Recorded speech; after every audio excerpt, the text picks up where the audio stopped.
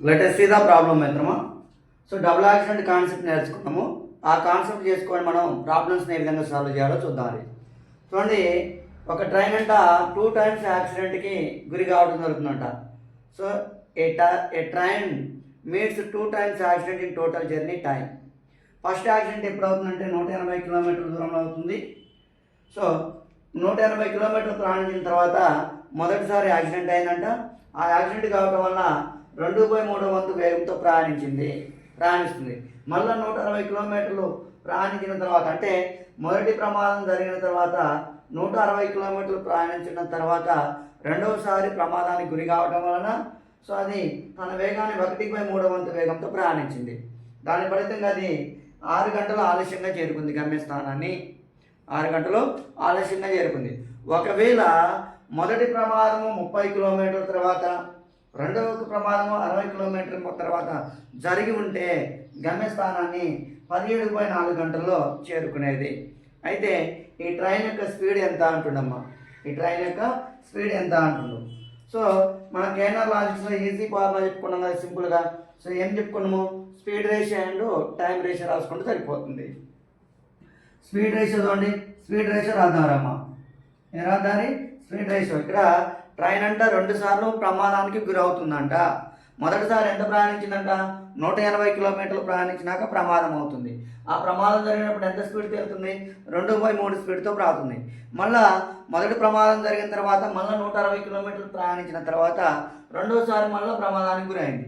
గురై 1/3 వంతు స్పీడ్తో వెళ్తుంది. ఓకేనా? సో ఇదే కదా. సో ఇదే ఇక్కడ మళ్ళీ రెండోసారి 30 కిలోమీటర్లు మొదటి ప్రమాదము. సో రెండవ ప్రమాదము 60 కిలోమీటర్ల తర్వాత జరిగితే మనకి అడిగింది స్పీడ్ అడిగిండు. సో స్పీడ్ రేషియో రాద్దారి. ఒరిజినల్ స్పీడ్ ఎంతమ్మా? 1 కదా, 1. సో ఎంత స్పీడ్ వెళ్తుంది మొదటి ప్రమాదం తర్వాత? 2/3.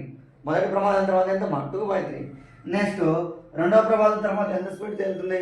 1/3 స్పీడ్తో వెళ్తుంది. ఇది speed ratio. So time ratio ఏమవుతుంది చూడండి.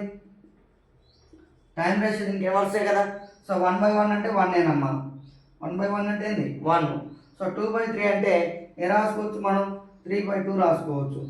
3/2. 1/3 అంటే ఏ రాసుకోవచ్చు అమ్మా? 3/1 రాయొచ్చు. 3/1. సో ఇక్కడ డిఫరెన్స్ చూడండి. ఇక్కడ డిఫరెన్స్ చూస్తే 2 1s are 2. 2 - 3 అంటే 1. 1/2 వస్తుంది ఇక్కడ డిఫరెన్స్. ఇక్కడ డిఫరెన్స్ ఎంత వస్తుందమ్మా? 1/2 వస్తుంది. నెక్స్ట్ ఇక్కడ డిఫరెన్స్ చూడండి. ఇక్కడ డిఫరెన్స్ చూసినట్లయితే ఇక్కడ తెలిసి మనకి 2 వస్తుంది. 2 3s are ఎంత అంటే 6. 6 - 3 అంటే 3/2 వస్తుందమ్మా. ఎంత వస్తుంది? 2/2. 3/2. సో ఇక్కడ డిఫరెన్స్ వచ్చేసి మనం 1/2, ఇక్కడ డిఫరెన్స్ వచ్చేసి 3/2 వస్తుంది. సో ఇప్పుడు స్పీడ్ కదా మనకు కావాల్సింది. స్పీడ్ మొదటి ప్రమాదం ఎన్నంటాడు? 30 కిలోమీటర్స్ కదా. సో 30 × 1/2. సో 30 × 1/2 ప్లస్ రెండవ ప్రమాదం డిస్టెన్స్ ఎంత అన్నమా? 60. 60 × 3/2. 60 × 3/2 బై ఇక్కడ టైం డిఫరెన్స్ చూడండి ఎంత వస్తుందో. 6 అవర్స్ లేటు, ఇక్కడ 4 అవర్స్. ఈ రెండింటి మధ్య డిఫరెన్స్.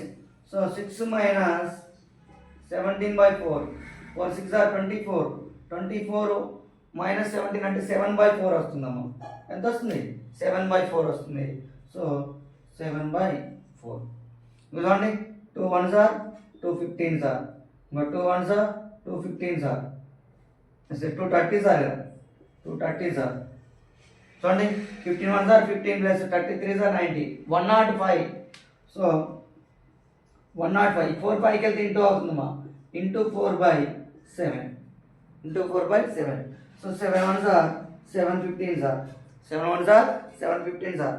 సో 15 4s are ఎంతంటే 60. సో ఆ ట్రైన్ యొక్క స్పీడ్ ఎంత వస్తుందంటే 60 km/h అమ్మా. సో ఆ రైలు యొక్క వేగం ఎంత వస్తుందమ్మా? 60 km/గంట.